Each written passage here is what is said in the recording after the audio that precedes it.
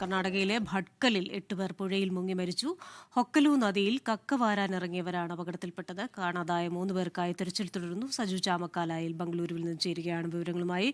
Saju, good evening. ഈ ഒരു വാർത്ത ഇപ്പോൾ വരുന്നു. കാണാതായ 3 പേർക്കായി തെരച്ചിൽ തുടരുകയാണെന്ന് മനസ്സിലാക്കുന്നു. എന്താണ് സംഭവിച്ചത്?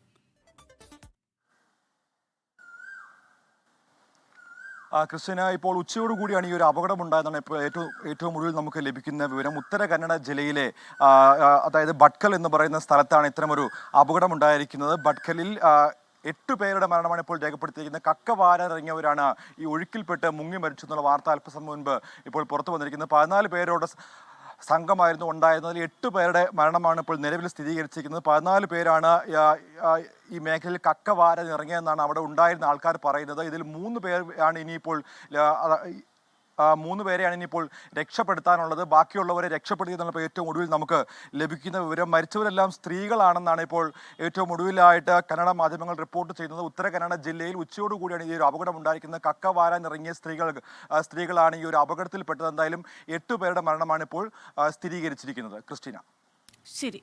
സജു ചാമക്കാലായിലാണ് ബംഗളൂരുവിൽ നിന്ന് വിശദാംശങ്ങളുമായി ചേർന്നത്.